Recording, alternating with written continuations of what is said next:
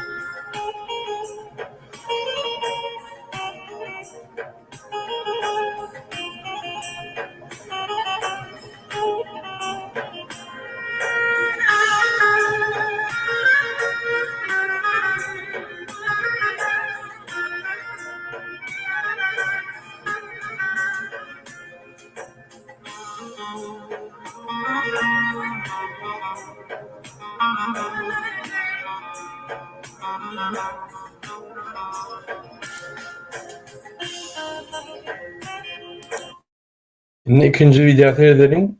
Hormatly watandaşlar, bunu. Turkmenistan.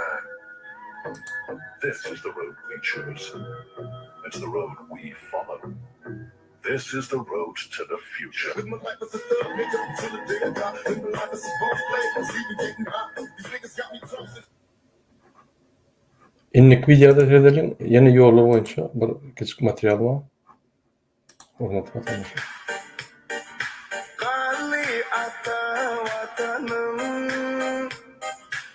vatanımda mesken tutanım.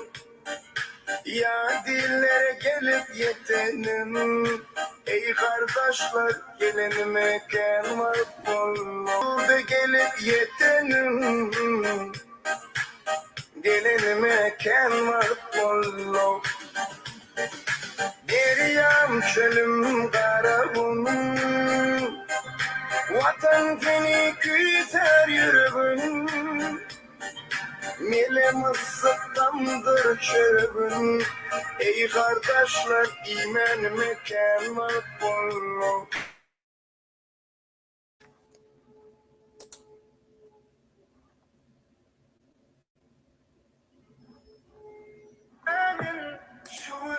Ine bu başka video şu ýerde ine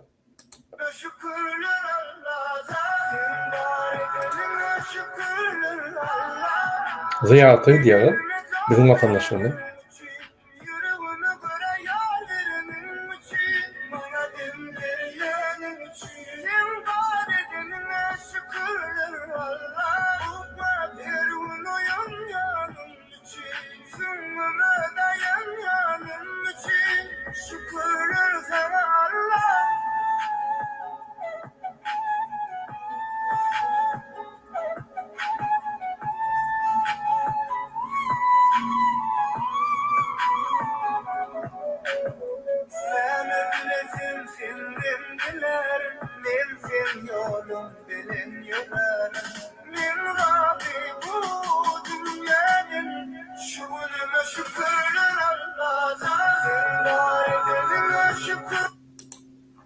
Hormatly vatandaşlar, ýalnys men ýürüýte görkezdim size ine şu ýerden Türkmenbaşy şäherden, şu ýerden portdan.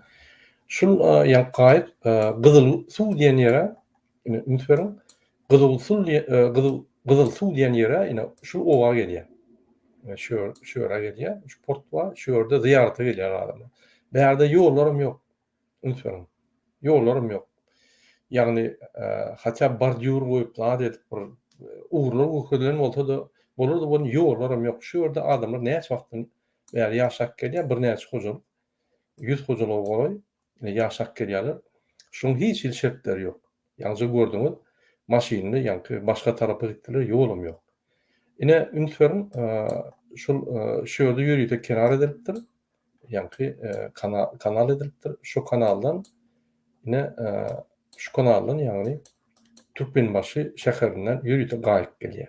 Şu adamlar şu ýere ziýarata gelýär. Ine şu adamlaryň barýan ýerleri, halkyň barýan ýerlerini hökümet oňurmaly. Hökümet halk üçin işleýär.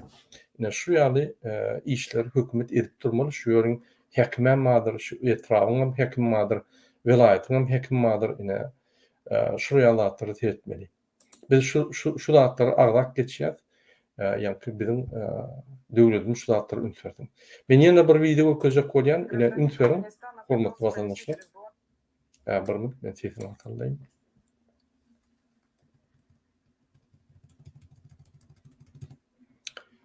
Şu video ümitberiň. Гражданин Туркменистана пытался провести через белорусско-украинскую границу свою соотечественницу в багажнике автомобиля. Нелегальную 22-летнюю пассажирку обнаружили на выезде из Беларуси в пункте пропуска Веселовка. Внимание пограничников привлекла крупногабаритная хозяйственная сумка. Выходцы из Центральной Азии задержаны. Ümitberiň, ine şol bagaj. Pardon. Гражданин Туркменистана пытался провести через белорусско-украинскую границу свою соотечественницу в багажнике автомобиля. Нелегальную 22-летнюю пассажирку обнаружили на выезде из Беларуси в пункте пропуска Веселовка. Внимание пограничников привлекла крупногабаритная хозяйственная сумка. Выходцы из Центральной Азии задержаны и помещены на время разбирательства в изолятор временного содержания. Начат административный процесс. Ine hormatly vatandaşlar, men size ýalnys Türkmenistan barada bir kiçik video göközdim. Ýanky video, soňky video näme ýa? Biziň vatandaşlarymyz, daşna çykan vatandaşlarymyz, ýa-ni Türkmenistan bir kanun Muhammedow ýürüýte halka garşy kanunlar, kararlar garşy ýa-ni çykaran taň, halka garşy. Ine şu sebäpli biziň vatandaşlarymyz Türkmenistandan çykandan soň 1 aý galman, gatysa 3 aý galman nelegal bolup galýar. Nelegal bolup kalsalar, bularň diňe etmeli işleri nelegal. Ýagny aradan işlemeli, nelegal bolup gezmeli, nelegal bolup bir ýa-ni öz çöregiň tapmaly, oň daşyndan Türkmenistany pul uğratmaly. Sebäbi Türkmenistany dogan arnaşyga garaşyp otyr. Ümitberiň nelegal bolup köprek kazanjak bolup sen kriminallara girmeli bolýan. Mecbur. Şol men ýa-ni Türkmen maşgalan ýa-da Türkmen olunyň Türkmen gyýry günekarlanmak. Olar mezbur ýagdaýda, olar Türkmenistanyň çykandan eýer mezbur ýagdaýda 6 aý galman, 1 ýyl galman şol zatlar girmeli bolýarlar. Sebäbi olar eklenmeli, Türkmenistanyň pul uğratmaly, bir zat etmeliler. Sen eger legalda hiç zat etmelimeň, dokumentin bolmasa, ne pasportyň, ne wizaň, ne ýa-ni kimligiň dogry bolmasa, diňe illegal galýar. Ine şu illegala ýürüýte Türkmen hökümeti, Türkmenistan'ın bir kanun prezidenti ve bir kanun milli lideri Muhammedow Türkmen halkymyzy şunu eltýärler. Ine şunu ýa-ni ülkeden soň problemam, ine şu iki tane adamın problemati, bütün halkymyzyň ýarty böleginiň problemati. Şu zatlara Türkmenistan'ın prezidenti, ýolbaşçy üntüp etmeli, çözmeli, gaçak ýagdaýda pasportlar düzeltmeli, vizaları aýyrtyrmaly.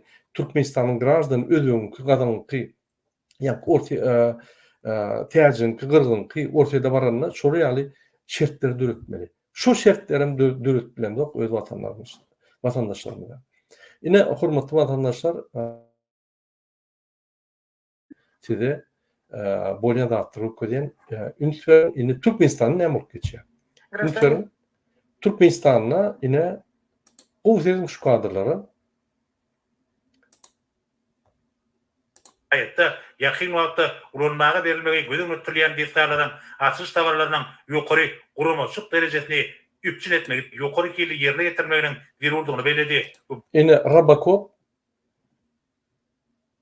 yani fan tehnologiýasy bilen kabinet ministriniň ýygnaklaryny geçirýär. Fan tehnologiýasy bilen ünsörüň bir kabinetde stoluň daşyna oturup duşup gürleşmän bu hiç hat aýdy bilen ok, gürle bilen ok, ýürüdi bilen ok Türkmenistan. Şonuň üçin daşdan yani fan tehnologiýasy bilen ýygnak geçirýän diýip şu ýerde bir zatlar samar diýär hakykatdan hem gepler bilen ok, näme samar diýänden bilen ok. Beýlekler bunu Serdar Berdimuhammedov açyk berjek bolýarlar. Ünsörüň 3 kompýuter bir tarapynda, 3 kompýuter ikinji tarapynda, 6 kompýuterler Rabakov. Şu öňküligi, ütken zat ýokdur. 2 baýdagam gapdanynda men prezidentiň, men Türkmenistanyň prezidenti üstümden gülmeýän 6 kompýuterim bolsa da üstümden gülmeýän diýip ine çykyş edýän adam. Bu wagtda anyk taşyklar berdi. Şunuň Öňünde şol ýa-ni kabinet ministriniň ornunmasarymy, ministrimi ýa oň ornunmasaryny tapaby ýok, bir ýol boşy. Fan tehnologiýasy bilen ýygnak geçirýär prezident bilen we bloknotdan serdiň, ul bloknotda ýazýar. Minimum kompýuter bar ýanyna ýa tablet bolmaly, tablet ýani iPad ýa bir ýa planşet, planşetde ýa ýazmaly ýa da planşetde bellikler etmeli. Ine oňa fan tehnologiýalar diýilýär. Bir adama 6 sany kompýuter Rabakov bir tarapda, liňaň, liňaň başga tarapynda fan tehnologiýalar geçirýän ýygnagyň bir vekili bloknotda ýazýar.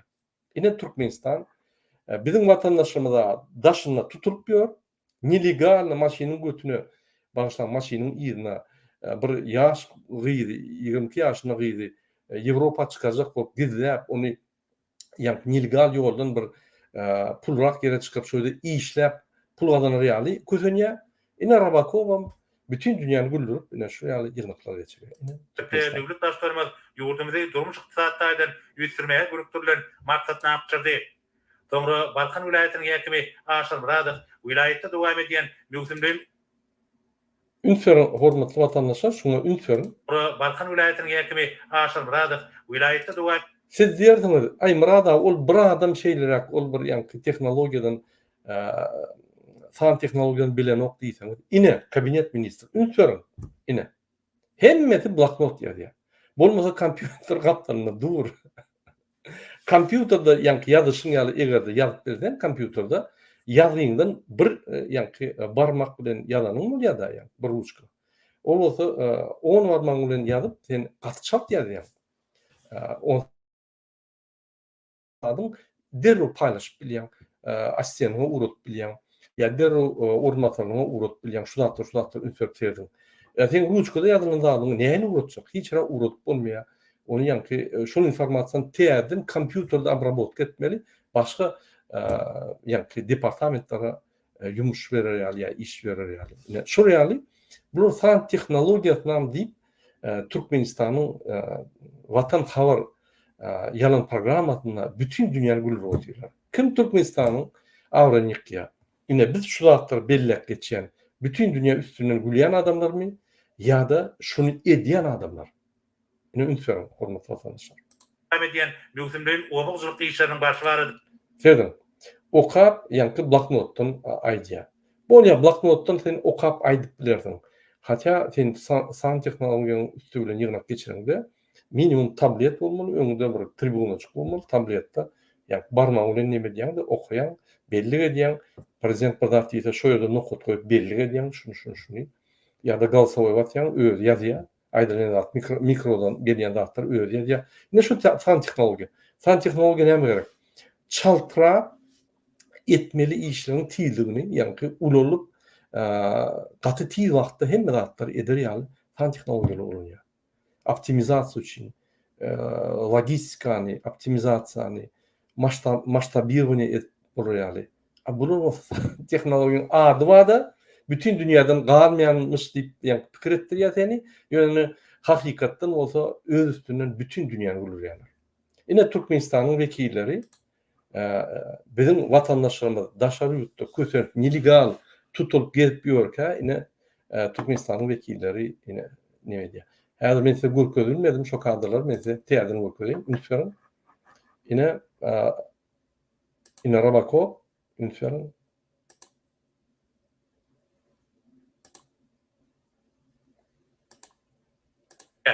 Vilayetin buğday eklen meydanlarına Agretenka'nın kadrına layıklıkta iyide işleri Yine yankıyalı değişim. Yine şu adam atçot veriyor. Özlem san teknolojiyanın üstünden geçilen yığınağa. Atçot veriyor. Bulut krediye san teknolojiyanın üstünden yığınağa geçilen değil mi? Video kameralar olmalı. Yok o video kameralar değil. Sen yankı tabletin olmalı ya da kompüterinde derhal aydınlan dağıtlar göçürtülmeli. Kompüterde yürütü programmalar var. Aydınlan dağıtı öz yankı yazık gidiyor. Yine mesela şimdi benim işimde men orunmasarım. E-mail uğratacak olsa ya yankı bir zat yazacak olsa men aydan şunu etmeliysem o derhal ya men aydanlarımı yazıyor. Öz yazıp gidiyor. Kompüterde tekst etmeli zatlar. Ya da öyle diktovka diye e-mail uğratmak için derhal gramatika taydan doğru yankı yazıp gidiyor. Kompüterin öyle. Yine 10 san teknolojiler demek. Onu sen aplikasyonları, programmalar ulanıp bildiğin san teknoloji ulanıp yankı öz işini, tiylerini tiyleştirmek için ettin oluyor. Bu olsa bir video kamera koyup yine san teknolojiyanın üstünden biz neme geçiyor, yığınak geçiyor demek. Onu bir alın. Lütfen yine yeterliye. Şununla birlikte gallı kavruduş kayarhanları, elevatorları, yeni yan kombaynları ve buğday taşımakta olacak ve beylik gök bahçekinler eklen. yine Rabakov, yan kaydışmayalı. 6 kompüter Rabakov. Türkmenistan'ın bir kanun prezidenti. Meydanlarına iyide işleri devam ediyor. Pile ömürmekte açılıp uğranmağı. Yine yan kaydışmayalı Lütfen 6 san yazıp oturuyor bloknoda. Bir tablete yazayamayan planşede. Ya kompüterde yazayamayan yanına kompüter ve notebook. Ya yazıyorlar mı? Elbette yok. Yani şunun için ben kompüterde yazsan derhal şunu bir knopka bassan uçuk gidiyor. Yani ormasarlarına da adına yaratıp oluyor. Ya da asistanına zaten verip oluyor. Ya da kızıldan yani kahve sözler kızıldan koyan şu zaten ünsörlük yani iverip oluyor. Kat abrabotka çalıp oluyor da. Bunlar ünsörün birinci sen yani yazıp başlayan. Ondan pечатный maşin de öğrendi. Ondan kompüter de öğrendi. Her olsa yani tabletler de öğrendi. iPad'lar yani planşetler de öğrendi. Bunlar şu önkü zamandaki 80-nji ýyllaryň adamlary. Serdar Ýaşam bolsa 80-nji ýylyň adamy, Gurbanla 70-nji ýylyň adamy. Обычный korrupsioner zýatlaşyk, paraxor. Ine şurýaly adam, şu adamlar Türkmenistany bütün dünýäde öz üstüne gurýarlar. Şunu Türkmenistan'daki ilçhanları görüyor, atçot veriyor. Bütün dünyanın yani metbuatları görüyor şu kadrlarda, YouTube'da dur. Yine şunu Türkmenistan'ın üstüne görüp Türkmenistan'ın şunkununa bir yerde bir seryozna bir çınmakay kabul edilen oklar. Yani ediyen hem ediyen işler bir logika taydan bir logika gelen ok. Ne daşarı işlerine, ne içeri işlerine, ne daşarı siyasatta, ne içeri siyasatta. Yine şuraya Türkmenistan. Yine bir esas temanda yerleri hormatly vatandaşlar, yine men size görkezeyim. Yine Türkmenistan bir kanun prezidenti yine 3. may günü yürüyte 9. may yani Büyük Vatandaşlık Uruşu'nun 79. yıllarına bağışlanıp yine karar çıkardı. Türkmenistan prezidenti permana olacak diye resmi nama layıklıkta vilayetlerin, şehirlerin ve etrafların hekimliklerini 1941-45 yılların Büyük Vatandaşlık Uruşu'na kazanılan yeňişin 79 yıllığı münasebetli uruş vatandaş veteranlarına Türkmenistan'ın prezidentinin adından 200 manat müsberine pul sowgatny hem de gymmat bahaly sowgatları dawraly ýagdaýda goşulmagyna borçlu edildi. Lütfen yine 200 manat bolsa $10 bolýar. $10 Türkmenistan'ın prezidenti her bir veterana berýär. Lütfen 45 ýyldan soň 55, 24, 79 ýyl. 79 ýyl geçdi. Uruş guturandan soň veteranama kalmadı. Olur ýaly. Şol $10'dan şu neçeli ýaşap yani közenip yaraman gelen adamlara öz yani borçlaryny, watany gorumak borçlaryny ýitirip, yani şu ýaly 41-45 ýaly beýik watançylyk 100 ýylla, 200 ýylla, 300 ýylla bir gerek bolýar-da, köp bolmaýar. Şol ýaly uşa gatnaşyp, şondan adat alan ölmedik adamlar, ýa-da gahrman adamlar ýekete bolan. Şolary bara $3000 berden al. $10 berýär. Gelin seyredeliň başga döwletler näçe berýär? Türkmenistan eger $10 berýän bolsa, şolary hökümet tarapyndan sowgat, ine Türkmenistan prezident öz adyny berýär. Öz adyňdan berjek bolsaň, sen jüýündäk pullar bermeli. Egerde sen Türkmenistan hökümetiniň adyny berjek bolsaň, onda sen prezident hökümine, sen Türkmenistan hökümetiniň bütün arenada vekili sen berbilersin.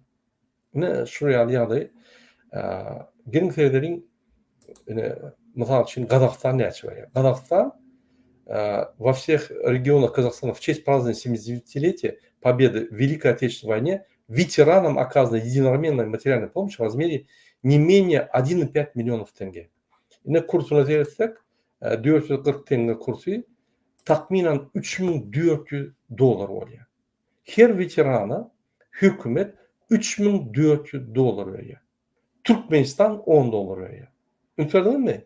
Türkmenistan, Қазақстан ýaly baý döwlet. Ýöne Қазақстан öz veteranyna hormat goýýar.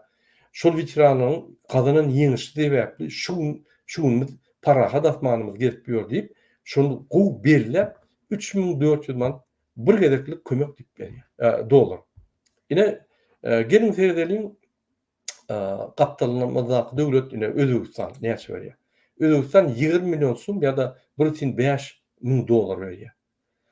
Özem указ президента Шавкат Мирзиева, сообщает пресс-служба.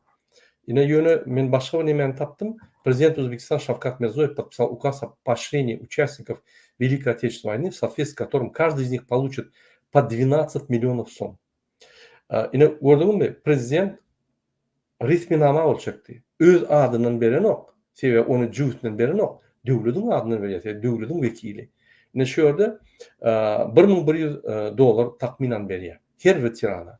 Lütfen, Türkmenistan Özbegistanyň baý döwlet.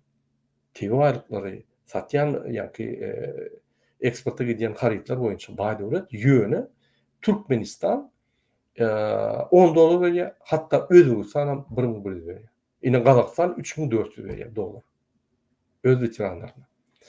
Ine siz diýersiňiz, ay howa murada Türkmenistan ýygalak nemerak diýersiňiz. Ne serin? Men size ortaça bütün dünýäde aýlyklar görkezýän. Ine gelin seyredeliň Özbegistana, Türkmenistana we Қазақстana.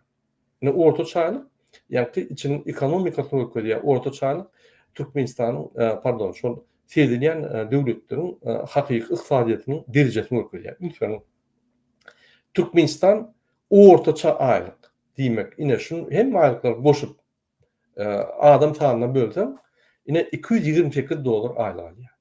Siz alýarmy $228? Bize $100 zordan getirdik aýlyklary sebäbi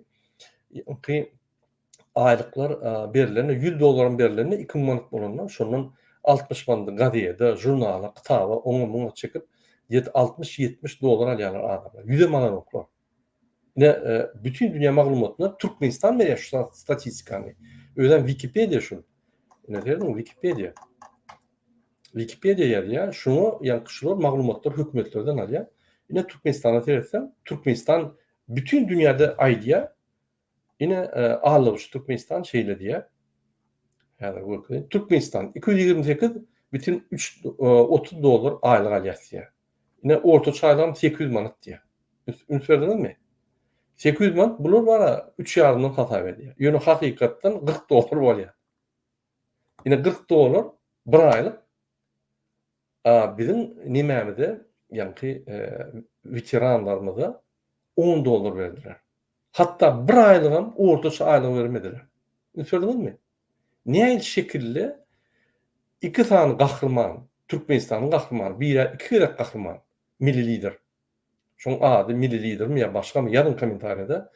Ve beýlekisi, bir kanun prezident iki olum kahraman.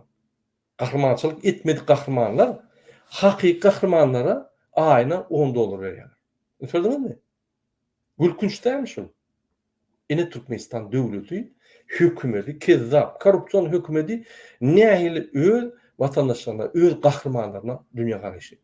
Men hem şu zatları sizin ünsünü çeken, egerde bizim kahramanlarımızı şuraya seriyen olsa, birlik halkımızda bulur hata edelim. Ine iki kelleli prezidentler, halk tarafından sayılamadık olsa, ine şuraya bulaymasın. Başkaça bolmanın hakkı yok. Fikir etmeyin, devletimiz var. Biz yani devlet için, daha için, bayda için, onun için, bunun için bizim hiç tadımız yok. Yine Gurban'ın aylığı, bir aylığı ayda 12.000 $15.000 doları arasında öden dolardı. Gurban'ın ulu bilen Serdar bizim veteranlarımıza yılla bir gedek $10 yani soğut veriyorlar. Büyük vatandaşlık uçun katnaştın deyip. Bunu söyleyeyim mi? Bir aylığın orta öğrenme olsam $10 olmaz, ondan köp olurdu. Sebebi $10'dan $12.000 paylasam 1.200 veteranı yani $10'dan yetişerken. Bizde 10 veteran yok. Kalmadı. Uruşturundan sonra 79 yıl geçti. Bizde bir 80'den geçen 80'den hazır ne yaşaşında olmalı? Eğer sen uruşa katnaşan olsan 18 yaşta uruşa ödenim olsan 45'te. Şu 41'de pardon. Yine 5 yıl olsan 79'da 5 yıl olsan ne oluyor? Takminen 83, onu da 18 olsan 93, 101 yaşında oluyor. Veteran yok bizde. 100 yaşlı veteran yok. Hemme görkeden adamlar 80-85 yaşında. O minimum 100 yaşı olmalı şu. Bolya şu 85 yaşlı görkeden de şunun hasabı 100.000 değil, 1.000 değil. Katı ise bir 100 adam alınır. Öz aylığın beren yadayına yani ki Türkmenistan prezidentinden Gurban ol $20.000 oluyor. $24.000. 100 adama paylasan diýmedin denle yani ki $240'dan olacak yani. $10 değil $240. Öz aylığını orta koyamalı keni. Yine Türkmenistan. Hormatly vatandaşlar, men şu zatları size näme düşündürýän? Yine yol başynyň Türkmenistan yol başçylygy edýän Türkmenistany milli lider yani siyasatyny, uğrunu öküzüp bilýän, kesip bilýän adamlar halkyna, kahramanlaryna näme söýledýär? Öýlerini kahraman atdyralyp, $12.000'dan aýlyk goýup, bizim hakiki uruşda ölüp beran bolan adamlara ýa-ni hormat goýman, diýeri bolup şu neçeli ýaşap gelen adamlara $10'lık ýa-ni soğut berýärler we başyna soýarlar. Yine devletlerin Özbekistan'ın aýlygy $390 ortaçalyk. 324 $3.214 pardon $331. 390 ortaça $330 at bolýanda. Türkmenistanyňkydan sähelje uly. Türkmenistan inferior 228 bolsa, bulam 390 bolsa 30% oluyor. Diýmek, egerde $1.100 veteranlaryna berýän bolsa, onu biz $800 minimum bermeli veteranlara. Biz bermedik şu an. Türkmenistan bermeli şu pulu. Indi Kazakstan'a seyredelim. Bir minut.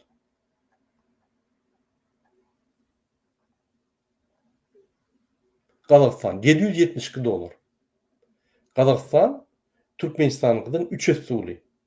Eğer $3.400 veteranlarına verir olsa, onu 3 össe biz pes vermelilik. $1.200 biz vermelilik. Biz olsa $10 verýär. Bermelisinden 100 össe az verýär.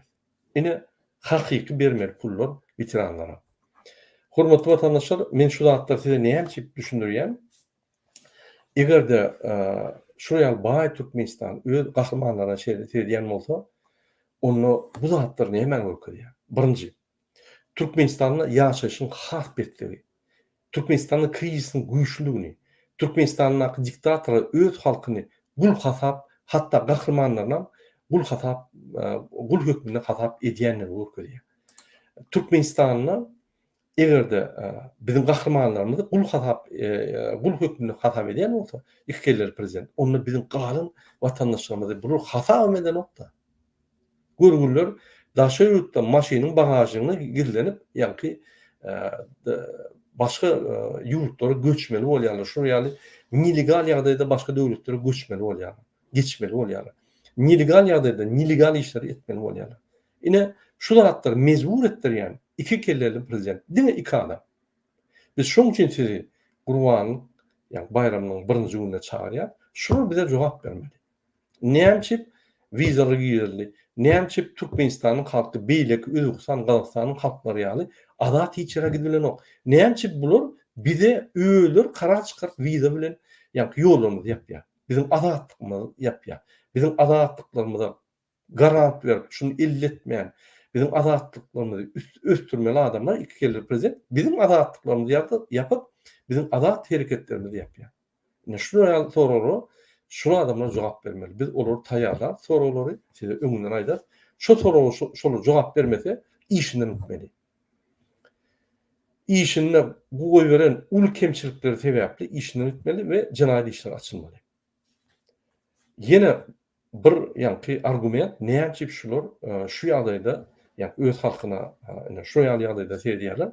Diýme diktatorlar öz arkadaş şäherine egerde 5,5 milyar dolar goýup bilýän bolsalar, pul tapýan bolsalar, onam kard alyp goýýan bolsalar, onlar şu günne ýaşap ýören soňkuja galan gahrymanlarymyza pul tap bilen oklar.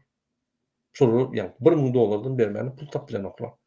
Häzir bütün dünýäde pul bolýar. O gelýän pullarym pikir etmeň bizim sosial maddi ýagdaýlarymyzy gowuşdyryr halkyň ýani ýagdaýlaryny gowuşdyryr diýip pikir etmeň. Bular öz arkadaş şäherlerinde ýene pul takarlarda o ýerden deň ýagyny oglarlar we bütün dünýä öwünürler.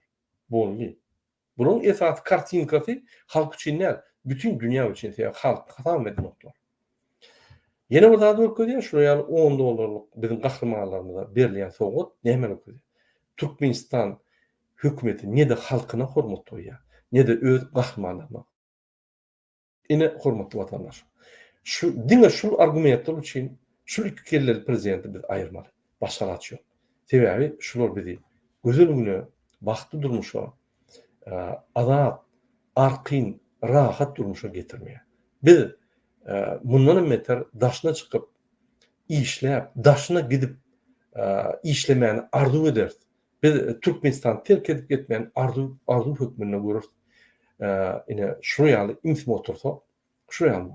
Şoň üçin biz hemme güýçleri elimize almaly, şu kelleli prezidentini ýakatyna tutup, soraw berip, şu sorawa jogap bermese, öz işine uly goýgaren kemçilikleri üçin işinden aýryp, impeachment edip, ýani atstavka berdirip, şulary biz jelaýda çekmeli. Bizim dogry şu hakymyz bar. Gelecek çıkışlarımda men size konstitusiýanyň esasında näme şulatlar edilýänini size düşündürürüm. Hormatly watandaşlar, ine ýene bir bellek geçip 9-njy may günü saat 10. Biz halk bolup eger iki kelleli prezident bizim gahrymanlarymyza, ýani beýik watançylyk uguşundaky ölen, öz janyny wasp eden, häzir günde ýaşak gelýän, soňky günler galan veteranlarymyza hormat goýup bilmese, biz halk bolup hormat goýaly. Meselem hemmäňe haýyş edýän öz durmuşymyzyň birji minut wagtyny şolary sarp edip, minnetdarlyk bildirip, şolary hormatyňyzy bildirin. Her maşgalada hökümet suratda uruşda ölen ýa-da uruşdan yaralanyp gelen ýa-da jan salygy düzük gelen ýöne uruşa gatnaşan gahrymanlar bardyr. Gelin şolary ýatlap 9-njy may günü saat 10-da ertir saat 10-da bir min maşgalamyz bilen çağrymyz bilen dım bizim öz durmuşymyzyň bir mindyny şolara wagt bereliň we hormatymyzyň çäksizdigini görkezeliň. Şunu hemmämiz üýüşip edermizde biz birek-biregimizden golýarmyz. Hormatly watandaşlar, unutmaň, erti saat 10:00'da egerde 5 nagona bar gül goýup bilýän bolsaňyz, Aşgabatda ýa-da her welaýatda, ýani şul veteranlara, uruş beýik watançylyk uruşuna wepat bolan adamlara ýadygarlyk bar bolsa, aglyna bar gül alyp gidin. Çağlaryňyzdan gitseňiz, çağlaryňyza bu medeniýetni terbe berýär. Hormat goýmany, ötüni geçenlere, gahrymanlara hormat goýmany terbiýen berýär. Şuň günde Türkmenistanda ahlak taýdan biz gaçan soň öňümizde lider hökmüne ahlak taýdan dol gaçan, süpük, özüni oňurmaýan, tirek, gurup ýören, Yaş gyýdylar zorlap ýören aharpyna şermende iksan adam bolan soň bizim bütün ýanky hökümetimiz ahlak taýdanlaşdy. Her bir ýerine 3-4-5 tane lübowçylar bar. Her biri kezzapçylyk günne edýär-de şonu uwunup, ýanky ýallaklyk edip uwunup şonu men ine durmuşymda gazanyp bildim diýip gelýärler şu. Ministrler, zamministrler, departamentler başly, MHM, polis bir topar adamlar. Şular aşaklygyna, halka garşy şu ýaly medeniyet derejeni düşürüp halkymyzdan ahlak taýdan gaçyrdylar. Biz täze derece aşakdan ýokary bermesek, ýokardan aşak diňe erbet derece gelýär. Medeniyetsiz, ahlak taýdan pes, şo zatlar öwýän ýallaklygy, korrupsiýany, paraxorlygy, kezzapçylygy, öwýän, öňe sürýän, hökümne sürýän şuraya siýasat gelýär. Biz aşakdan akıtmaly başga siýasaty. Men öňe maýdýardan közden almaly diýmek biz çağrymyzdan başlamaly. Medeniyetli, gahrmanlygymyza hormat goýmaly. Özümizden uly adamlara hormat goýmaly. Akylly adamlara hormat goýmaly. Görüllü adamlara hormat goýmaly biz öwrenip başlamaly. Täzeden bir gitmeli. Şoň üçin men size haýyş edýän çağrymyzy alyp gülüň bahasy gymmadam bolsa gül alyň. O gül alyp bilmeseňiz öz çağınızda ýa veteranlar sowgat ýatadyň. Şo sowgaty kagyda epläp ýatadyň, suwrat çekip ýatadyň. Şo sowgaty çağlaryň bilen bakgaýdyp goýun şonu. Çağan bütün ömrüne killesinden alar. Hormat näme? Näme çykoýulýar? Ýoğulada düşündürüň şoňa. Ine şu ýaly bir terbiýeler çağlarymyzdan täze Türkmenistanyň adamlaryny täze direjeli adamlary ýatatmasak Türkmenistan dogry gitdi. Hormatly watandaşlar, ýene bir gezek haýyş edýän ertir 9 may güni saat 11-de Washingtonyň wagty bilen biz Türkmenistanyň Washingtondaky ilçihanaň öňünde umumlaşdyrylan protest edýär. Ol protestde birinji bilen biz türmede bir güne ýatan siyasi aktivistler şolar gollap çykyş eder. Türmede Türkmenistan türmelerine bir güne ýatan bir sehel jazada 5 ýyl ýa-da 4 ýyl 10 ýyl basylan adamlaryň ýa azat bolmagy üçin, şolar adalatly täzeden işlerini tez boşadylmagy üçin protest eder, manifestasiýa eder. Ve Türkmenistanyň 45% halky bütün dünýäde dokumentsy, hiç ýyly kämilleşdiriş dokument bolman illegal ýagdaýynda gezip ýörenler üçin ve şolary hökümet suratda gatşalt ýagdaýda ýa-da wagtyn karta bermeli, kimlik bermeli ýa WNJ, PMJ bermegini biz bütün dünýäden haýyş eder we bermeli hatlar taýýar edip bermeli ýa-ni döwletlere ve gurumlara, halkar gurumlara ýarar. Ne şonu aýtjak boldum. Oňdaşyndan ýadyňyzdan çykarmaň. Bir gezek turýar, bir gezek çözýär, şoňdan gutarýar problema. Gurbanlyk bayramynyň birinji gününe özüňe türkmen diýen bolsa, özüň şu Türkmenistan topragyna bir zadyň galan bolsa, ata-babalyň madarçylykly, ýaşlyň geçen ýerleri bir Türkmenistan sen çekýän bolsa bir zada sen hökman şol gurbanlyk bayramynyň birinji gününe hökmen çykyp öz halkyny, döwletini, watanyny goramaly we gorlamaly. Biz çykyp şol 2 sany Türkmenistanyň halkyny, bütün dünýäni allap gelýän, kezzapçylyk edýän 2 sany banditlary biz tutsaga çekip öz işine uly goýulan kemçilikleri üçin bir gezek şoň öýlerine şol kemçilikleri görkezip şolary tutup edip jenayet çekmeli. Şoň birinji günde 6 ýaşdan 70 ýaşaça hem adamlar çykmaly. Ay men siýasata düşünmem, men bilemok nira barmaly. Bize şu köçemize woş gerek, şo bolmasa biz çykjak gel. Özüňiz her bir adam öz woş. Her bir adam özü lider. Her bir adam özüne hojaýyn. Her bir adam özüniň problematyny çözýär we öz çağlaryň problematyny çözýär. Size üstüňizde adam gerekdir, şu zatlar etmek üçin. Aklymyzyň derejesi bilen, düşünjäňiz bilen şu zatlara goşulmaly. Ine Türkmenistan Demokratik Opozisiýasynyň adından men size ýene bir çağırýan şu zatlara biz inni aklymyzy aýlamaly, haçana çelli bizim ayal gıylarımız bütün dünyanın hemme kunjağında gulyalı işler kemsidinip onun yani ayal terbiyesine digilip ayal namusuna digilip yürülüp biz öýümüz erkekler bolup daşyna maşgalasa çağasa haçana çel entap ýörmeli. Inni hemmemiz Türkmenistanda dolanmaly. Men size ine bir zada edelim. Men dün bir ortaýetde ýaşaýan bir türkmen grazdan bilen ulaşdym. Ine Google düşündürýär Murad aga. Moskwa, Sankt-Peterburg ýaly şäherler ýalyna çykar. Gaçdy goýurlardan ýa. Sen her 5 minutdan tutýarlar. Sen deport lageri eltýärler ýa-da Türkmenistana gaýtmaly, ýa-da $2000 sypmaly. Egerde dokumentin bolsa, ort dokumentin bolsa göni urşa, egerde ort dokumentin bolmasa, ine ort dokument aljak bolsaň, berýärler urşa gidýän hal. Ýa-da gün deport. O ýerde de port ap ýatýan, soň deport haçany Türkmenistan tasdiklasa, Türkmenistana gidýär. Şu ýaly kösenç aýlyk günlüge aňarda dursun. Her ýa-da $2000 gazanmak üçin 4 ay işlemeli Russiýada.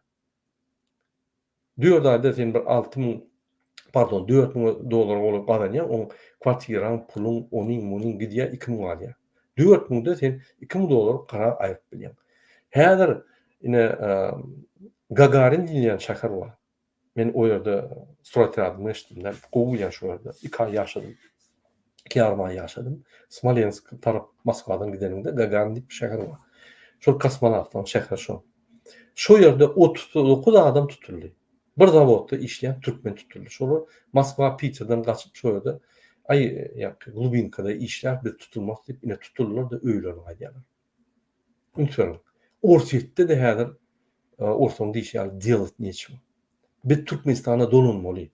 Türkiýede de häzir bizim vatandaşymyz ortaýetde ýaly gaçyp diňe taqsy minýärler. Gaçyp aýlanyp köçe çykyp bilen oklar. Biz hatta daşa ýurtda azatda bolup bilen. Şuraya biz bir niyalat edine döndük. Gelin Gurbanlyk bayramynda bizi görkezip Türkmenin kimdigini tutup yakasından tutup şu iki adamın ve Türkmenistan düzüp içinde toylar edip baýlyklar seçip arkyň ýaşaly. Birine hormat koyup. Hormatly vatandaşlar ine şunu men öz efirimi tutarýan. Sizin hemmäňize birinji bilen jan halk arzu edýän ve hiç wagt hormatyňyzy hiç ýerde öz awranyňy ýitirmän. Türkmen hiç ýerde egilmez. Türkmen hiç ýerde öz namusyny, öz awranyny ýykmaz we öz türkmeniň awranyny ýykmaz. Şoň üçin sizi